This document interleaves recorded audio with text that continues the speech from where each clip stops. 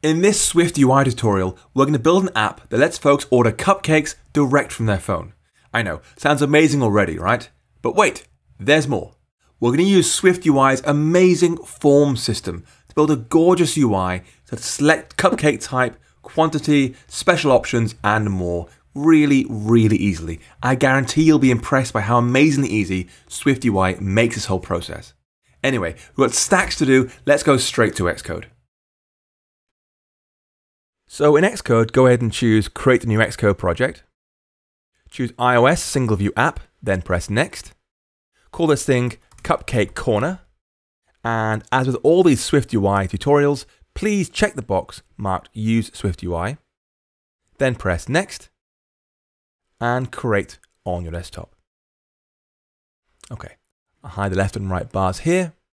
Press Resume so it starts building its little preview, which should be just the word Hello World. There we go. Okay, so the first thing we're going to do is wrap that text inside a navigation view. And we're doing that because we want to show our amazing brand, Cupcake Corner, at the top in big letters. So I'll say navigation view, and inside that a VStack. And for the VStack, I'll attach a modifier, which is navigation bar title, the text of Cupcake Corner, like that. Show that at the top in big letters. Now, what we want to do in this application is create an order form. What kind of cupcakes do you want? How many do you want? What's your sprinkle preference? Where do you want things delivered and so forth? And in SwiftUI, we can make forms like that using a dedicated type called form. And it's wonderfully easy to make. You just replace this VStack here with form. And watch what happens. Boom. We now have this grouped list style thing automatically on the right. As we add more things to our form, they'll just flow down. Now, you might be thinking, well, that looks like a group list to me. Why bother having a special thing called form if it's just a group list? Well, hold tight, you'll see in just a minute. First, we need some data to work with. So I'll make a new class type called order. One cupcake order. What type they want, how many they want, where it's going to, and so on. And it's going to be bound to various controls inside our code. So I'll say class order is a bindable object. And the bindable object protocol has only one requirement, which is that whatever it is must have a did change publisher that'll notify any observing views when its values changes. So it can say, hey, reload your views. So I will import the combine framework. And inside my order class say, var didChange equals a new passed through subject that sends no data and never throws a value. And that's what it takes to conform to Bindable Object. Next, we're going to define the list of possible cupcake types they can choose from: vanilla, chocolate, strawberry, and rainbow. And I'll do this as a static array called types on the order class. So we can get to it in one simple place always. So the array was strings vanilla, and then chocolate, and then strawberry, and then my favorite, rainbow. Basically just food coloring. But we're going to add to that a instance variable called type set to 0. And by default, it's a vanilla cupcake, basically. And of course, that can change between 0, 1, 2, or 3, depending on the one they've chosen out of this types list. But when they change this value, if we say type is now 2 or type 3 or whatever, we need to notify any observing views our values changed so they can reload their view. And through that, we call didChange.send. That's our pass-through subject. Hey, notify any subscribers to you. Now we could, of course, write var type equals 0, then didSet, then didChange.send. Like that. And that's fine. That absolutely works. The problem is in this case, we're going to be doing that for a few different properties. What kind of cake do they want? How many do they want? Are they special requests? What's their name? What's the city and zip code and so forth? And we'll have to keep on calling didChangeSend again and again and again. I mean, that's unavoidable, but I don't have to put the code there because if in the future you want to add some logging or some debug logic or whatever, it's very hard to copy and paste that many times. A better idea is add a new method called update that calls didChange.send. Like that.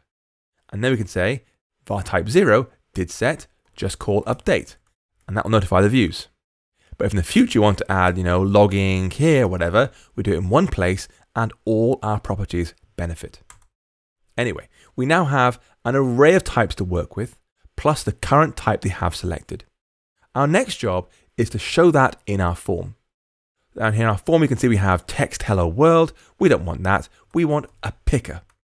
Give them all the options they can choose from. Now, in regular SwiftUI, in a VStack or a HStack or whatever, a picker on iOS has this sort of barrel roll look. So it's a spinning wheel. You flick through to find something you want. And it's very efficient on a small screen. But in forms, we get something completely magical, as you'll see. I'll say my picker is bound to some sort of data. Now we've just defined up here our order class. So what we're going to do is we're going to say, in our content view, you have an object binding called order, which is an instance of that new order class. And I can say for my picker, you are bound to, your selection is going to be $order.type. Read the type value from the order of our object binding. For the label, we'll do a text saying, select your cake type. For the content, we want to loop over every item in this types array. Vanilla, chocolate, strawberry, and rainbow, and show each one as an option inside our picker. So, we say inside the picker, for each, 0 up to less than order.types.count. As a text, using order.types subscript $0 with a tag $0. So make a text entry inside the picker for every item inside our types of cupcakes. And with that, I can probably press Command B, see if I made mistakes. I have not, fantastic, and press Command R to build and run the code. And brace yourself, because I think this looks really, really good out of the box with SwiftUI, as you'll see. Okay, so it says select your cake type, and you'll see vanilla is selected here. That's our default value. When I choose that, a new screen slides in with the other options, chocolate, strawberry, or rainbow. I'll choose rainbow. That now becomes checked, and you'll see it now says rainbow on the first screen. It's done all that for us just because the picker is inside a form. If that were a VStack, instead of a form, we'd have gotten the regular picker style, the old style, the wheel style, which is fine. Often that's what you want. In this case, though, having that nice sort of slide in, slide out approach looks much, much better. This just looks, weird in that size of screen. Anyway, so we'll say a form picker. Now, if you desperately want to have a form and still have a picker with a wheel style, you can add the modifier picker style, and then .wheel. And that will get you the wheel picker style if you desperately want it. You probably don't know, so just leave it out. Anyway, that's our first value done. It looks great already. Our second one's going to be how many cakes do they want. So let's go back up to our order type here, add a new instance variable. We'll say var quantity equals, and I'll say 3. 3 is a sensible minimum value. 1 or 2 being delivered to your door just seems wasteful, quite frankly. 3, that's fair. I'm going to copy and paste this did set update call. So whenever quantity's changed, update the whole thing as well. So that is quantity done. And now below the picker, I'll say we have a stepper using the value of $order.quantity in the range of minimum 3 cakes up to including 20 cakes. That seems a fair range.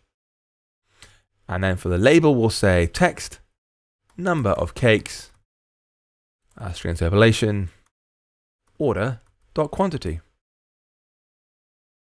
Like that. Okay, let's press Command R and see how that looks. Okay, so you can see 3 is the minimum. I can't go any lower than that. I can go upwards though to 20 and it maxes out. And again, this top thing carries on working. So that's 20 chocolate cakes. For the next part of this, I want to ask users, do they have any special requests? Do they want extra frosting? Do they want us to add sprinkles? Let's do that now. I'm going to say that we have a new property on our order. We're going to say var extra frosting is false. The same did set update thing. And var add sprinkles is false. And again, did set update. Hooray for the pasteboard. And we can add that to our form very easily. But at this point, I want to introduce something important, but more a visual approach. These two first fields here, you know, the kind of cake you want and how many you want, those are the real fundamental options here. These next ones, the special requests, are separate. So I'm going to make those visually separate on the form. I'll say the picker and stepper have their own section, like that. And that makes things neatly isolated on the form, as you'll see in a second. I'll say there's a new section here with our next options. And this is a toggle attached to isOn order.extraFrosting. And for the inside label, we'll say text add extra frosting. And again, another toggle is bound to $order.add sprinkles. For the label, it's going to be text add extra sprinkles. Boom. So you have two labels there inside the two toggles in their own section, keep them neatly isolated. If I press resume, let's see how that looks in our little preview.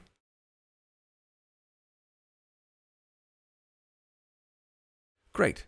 So you can see we have these two toggles in there with a nice dividing area, making it clear they're separate conceptually. But we can do more than that. I'm going to add a third Boolean up here, saying, do we have special requests? So var special request enabled equals false. Still with did set update. I'm going to use that as a third toggle. We'll say at the start of our second section, toggle isOn $order.specialRequest enabled. Text any special requests. Like that. And when that's done, we can now use the value of special request enabled to decide whether to show these next two toggles. Because they might not want to even think about frosting or sprinkles or whatever. They might just worry about, you know, give me some 5 cupcakes now to my address. So we can put these toggles inside if order.specialRequest enabled. So only show those two toggles when special request enabled is true, and that is a true on this first toggle. So now press Command R to build and run the code again, and we'll see how that looks. Here's my single toggle. When I flick it, boom, the other two things arrive immediately. The animation isn't great, but I know they are working on that. It's still only beta 2 at this point. So that's our second section.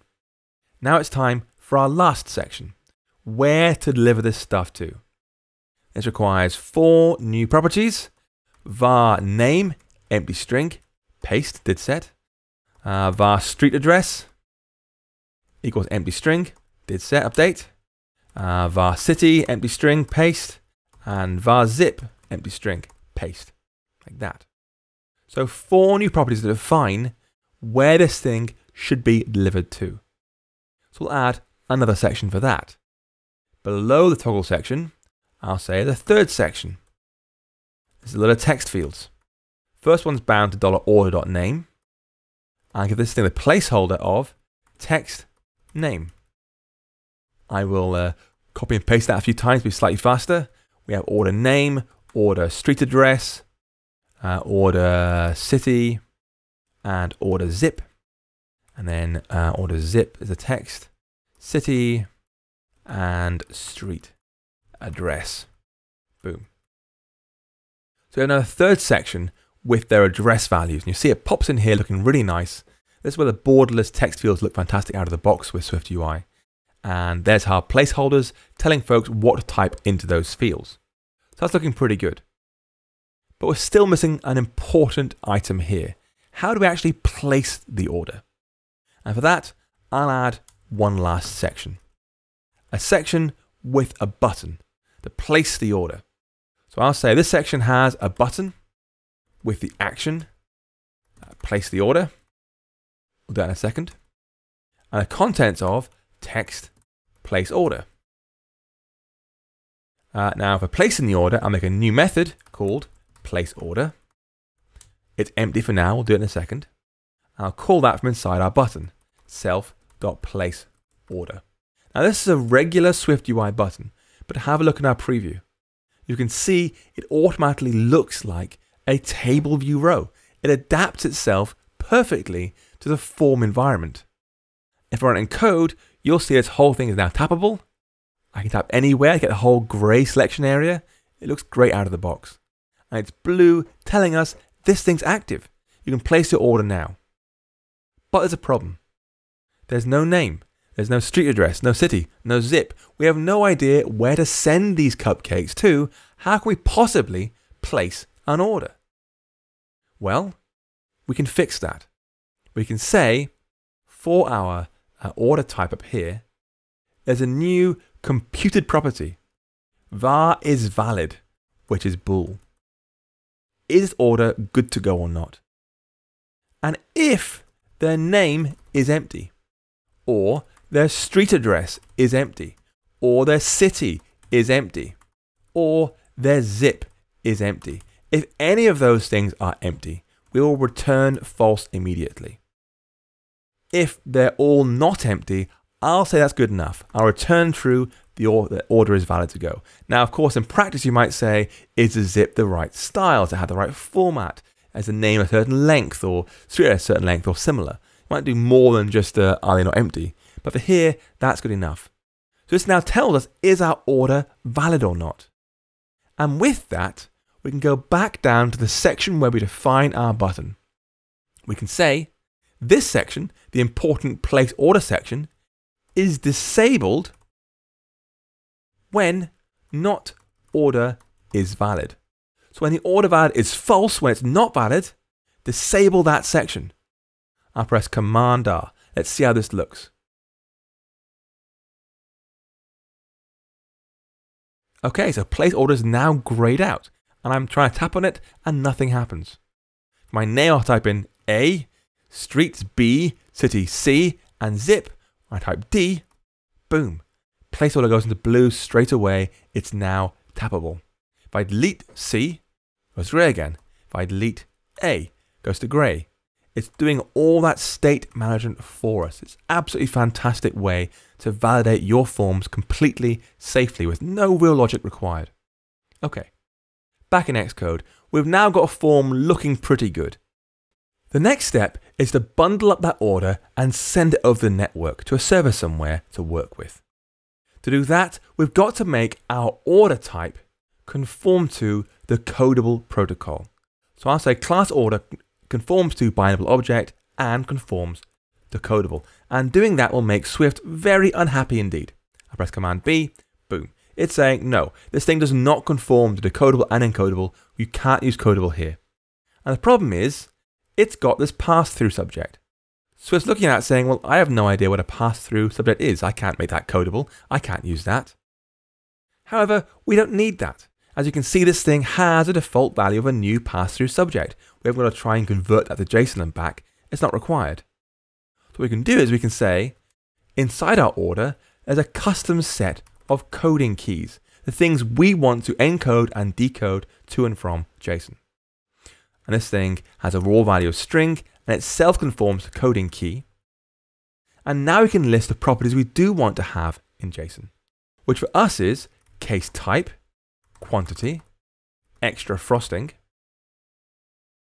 add sprinkles, name, street address, city, and zip. Those are the fields we do want to have converted to and from JSON. We don't worry about the pass-through subject. And now when I press Command B, this thing can conform to codable out of the box. The build succeeds. That wasn't so hard, right? So now we can head down to our place order method.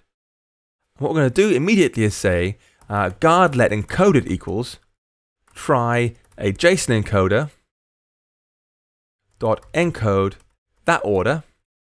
If it fails, which of course never should do, but you never know, print failed to encode order and bailout. So if we can't even encode the order somehow, I've no idea how it's possible, just get out of there while we can. Next, we need a URL to send our data to. And I'm going to use a fixed test URL. We'll do let URL equals a URL with a string. And the site's called https://reqres.in, recres.in. It's a simple test API where you can send things to, and all it'll do is pass it back to you again. It'll add an ID value and a created app value, just a test data, but it basically mirrors back whatever you send to it. So I'll say recres_in/API/cupcakes. And it's a dummy server API for testing purposes only. I'll happily force unwrap that URL. I've hand typed it, I know it's correct. Next, we'll say that gets wrapped in a URL request. URL is URL. We can then say this is a JSON request. We're attaching some JSON here because of course we are. We've just passed that through our JSON encoder. So we can say request.setValue application/JSON for HTTP header field content-type. Say the body of this is JSON. Our request HTTP method is going to be post. We're trying to write data. And request HTTP body is our encoded data from the JSON encoder. And now we can pass that off to the network. We can say URLSession.shared.dataTask with that request. I'll immediately call resume, so don't forget to run the thing, a common error. If we get back nothing at all, just print out an error and get out of there. We'll say guard let data equals $0 else print no data in response $2 $localized description otherwise unknown error. And obviously you want something slightly more robust in your own code, but over here it's basically fine. And return, bail out immediately. If we're still here, it means we have some data to work with. So I'll try and decode it by saying if let decoded order equals try JSON decoder dot decode order.self from that data. If that's worked, it means decoded order is the order sent back to us from the server, which is the same thing we sent to it, plus an ID field and a created at date, which we ignore. But if that's come back, it means it's all worked correctly. Of course, a real server would have sent you, yes, it's worked and saved it on a database somewhere, but here it's just testing data only, so it's fine. Now, if that's worked, we're going to show an alert to the user saying, great, your order's on its way. So we'll add some properties to our content view. Up here next to the object binding, I'll say at state var confirmation message is an empty string. At state var showing confirmation is false. Let's set those now. So back down in our place order method, if we're here, it means we've managed to decode the order correctly. I will say self.confirmation message equals your order for decoded order dot quantity x order dot types decoded order dot type dot lowercase cupcakes is on its way. So it should read something like your order for 3x rainbow cupcakes is on its way. That's what it's trying to say. Then self.showing confirmation is true, so show the alert now. If that's failed, which again should never actually happen, if you got data back from the server, it should mirror exactly what we sent. That's the point of the test API. But, we never know. Maybe the server's down or sending bad responses, perhaps. If we're here, it means it's gone wrong. So out of curiosity, we're going to make a string of our data. We'll do string decoding that data as utf8.self. Just find out what actually came back. And then print out invalid response, that data string. So just to satisfy our own curiosity, find out what we did get back that obviously failed. And now we have our showing confirmation thing set to true, plus some text to show inside there. We can actually show an alert. So I'll scroll back up to our main form. And here we have our navbar title. Below that, I'll attach a presentation. Attached to showing confirmation. So when showing confirmation is true, show the thing inside the presentation, which is going to be an alert. And for the title, I'll say it's the text, thank you. For the message, I'll say it's the text of our confirmation message. For the dismiss button, I'll say .default with the text, okay. It all worked correctly. And I press Command R to build and run the code one last time. Let's see how this looks. So I'll say I want strawberry cupcakes, 10 of them, special requests, please add extra frosting, addressed to Johnny Appleseed in Apple Park, in Cupertino, in, I have no idea what the typical Cupertino's airport place is. Anyway, place order, and boom, it comes back straight away. Your order for 10 strawberry cupcakes is on its way. As a reminder, this text here, 10x strawberry cupcakes, comes from the decoded version of the order that came back from the server. If you're seeing this message here, it means the request worked correctly. recres.in responded with the same data we provided to it, plus the extra fields. So that's another SwiftUI project complete, and I hope you're impressed by how amazingly awesome the form system is in SwiftUI.